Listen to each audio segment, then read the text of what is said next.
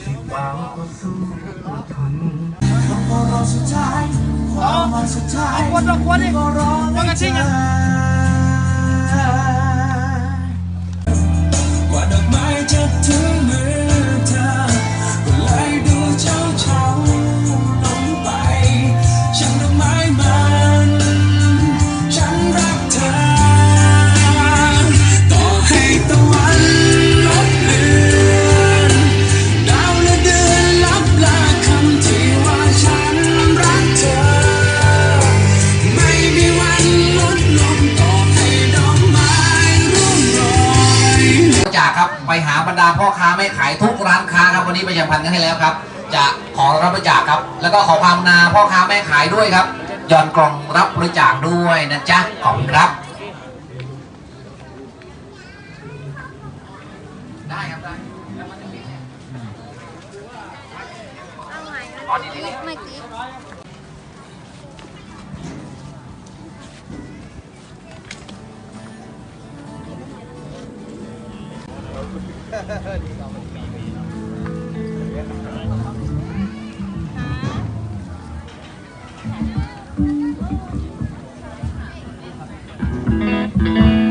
ไปลงพื้นที่นะครับในการช่วยเหลือผู้ประสบภัยพายุบึกนะครับ ก็ใครที่เดินผ่านไปผ่านมาก็ย้อนในกลองสีชมพูนั้นได้เลยนะครับพวกเรามากันฟรีหมดเลยนะครับศิลปินแล้วก็นักร้องจิตอาสาทุกคนนะครับนักดนตรีทุกคนแม้แต่เจ้าของเครื่องเสียงนะครับต้องขอบคุณน้องแฟมแล้วก็ทีมงานห้องซ้อมร็อกเคสตราปรบมือดังๆหน่อยครับเครื่องเสียงทั้งหมดที่ได้ยินนี้มาฟรีเลยนะครับเป็นปีที่2แล้วนะครับยากยำวานี่เป็นครั้งที่2ของพวกเรานะครับปีที่แล้วน้ำท่วมเราเปิดหมวกทั้งหมด3วันนะครับวันเสาร์ที่ถนนคนเดินสรุปพื้นที่ที่จะไปนะครับวันนี้ก็มีน้องๆวงสิวด้วยครับต้องขอบคุณปรบมือให้กับน้องๆวงสิวด้วยน้องอานัทต้นกล้าคนเพลงนะครับพี่เสือเอต้นกล้าคนเพลงด้วยใช่ไหมยังอยู่ต้นกล้าคนเพลงใช่ไหมออกแล้วใช่ไหมออกพูดเองนะครับพูดเองก็น้องๆที่ยืนอยู่ที่จะบรรเลงเพลงแรกก็น้องๆยืนที่หน้าแล้วก็น้องเอ็มดังแดงนะครับขอบคุณมากจากร้านชายคาเฟ่ดาวแล้วก็น้องบูมนะครับวงหอยเอาบอกชื่อไว้หมดเลย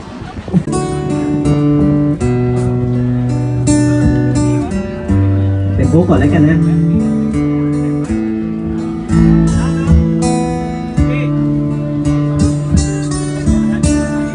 ในยามที่ท้อแท้ขอเพียงแค่คนหนึ่งจะทิ้งเธอและคอยห่วงใยในยามที่ชีวิตมาเลยมุนมองร้องไห้ขอเพียงมีใครปลอบใจสักคน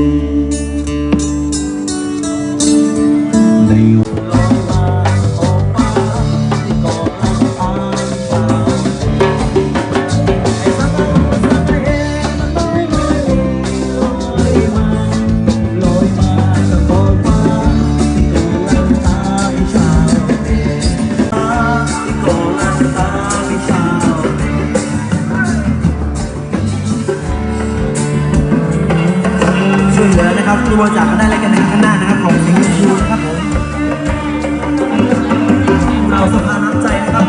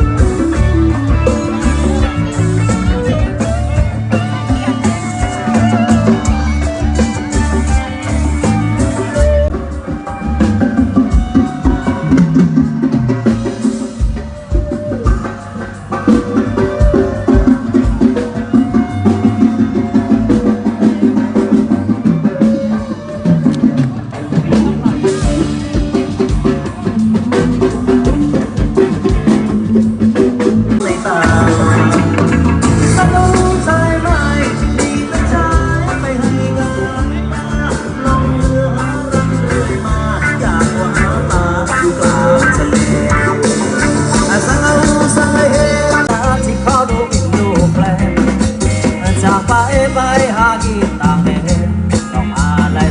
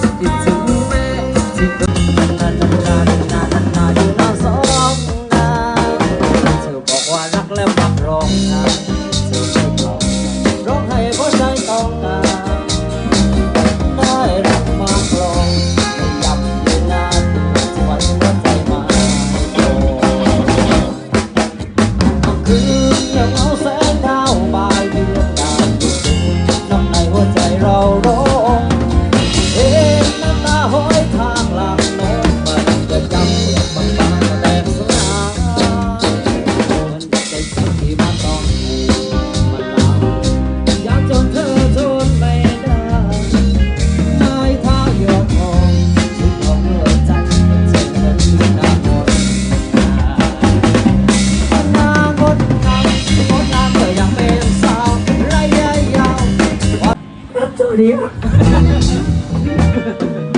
อันนี้ไม่ได้แกล้งทำนะครับก็ไม่สบาย2 วันแล้วเพราะว่าเขาเรียกว่ามี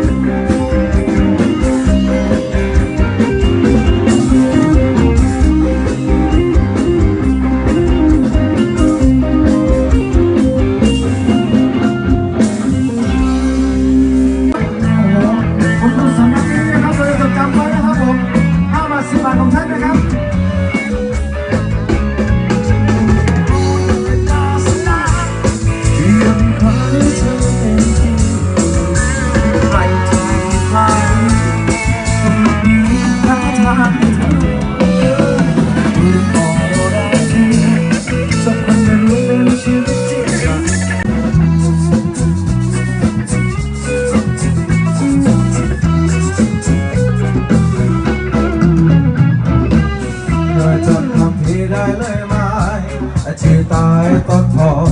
ไรก่อนก่อนดอกนอนเอาโดนดับนี้แต่อยากบอกคนเดียวว่าวังเวอร์จะเกิดเรากำลังสบายก็ต้องเดินวันเรากำลังมีสุขคนนั้นทุกข์ได้ทุกสิ่งเมื่อมองอะไรกันเราจะต้องเดินวันตบมือระวังตบมือระวังตบมือระวังตบมือโอ้ตบมือร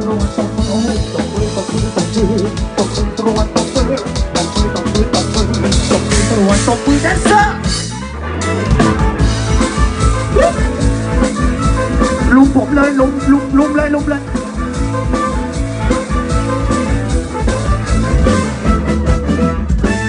โป่งหน้าโป่งผมหน้าต้องตาโอ้โหสาวของโผล่โดนจริงยิ้มมีเสน่ห์แก่เดินมองผ่านเอาลูกทรงเสียหน้าตามันหยุดยิ้มได้เพียงแค่สาวละโผล่ต้องวัดจะโชว์กันต้องเจอไม่นานมันลงน้ำซาบะโผล่บ้าง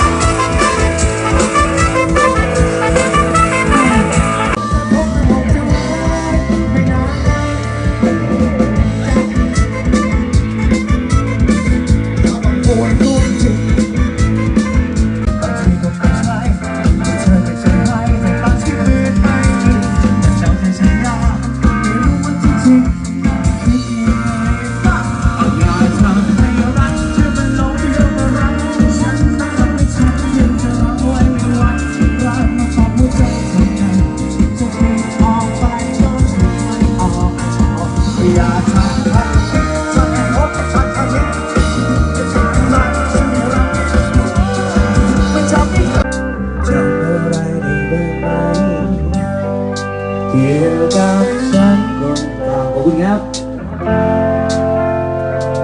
เพลงดังเดิมที่เคยเป็นของเราจะยังร้องฟังอยู่ไหมว่า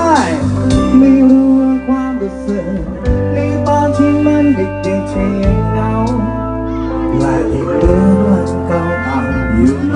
ไม่รู้ว่าภาพแววตา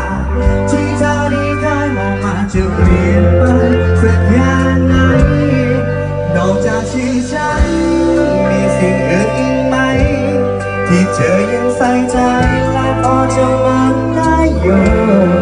เศษจากความรักยิ่งหรือมีก็ไม่รู้เศษความทรงจำเธอจะมีฉันอยู่มองมาจะเปลี่ยนไปสักอย่างไหนว่านอกจากที่ฉันมีสิ่งอื่นอีกไหมที่เธอยังใส่ใจและพอจะมันได้อยู่เศษจากความรักยิ่งหรือมีก็ไม่รู้เศษความทรงจำเธอจะมีฉันอยู่เอาเพลงเช้าแดนเซอร์ได้หมดทุกอย่างโดนจัดมาเลย สกิดสกิด เอาอยู่วันกันหน่อยแล้วกันนะครับอย่าเป็นแดนเซอร์ก็ได้ไม่มีคำลาจากเธอสักคำฉันยืนมามองดูเธอลับห่างไกล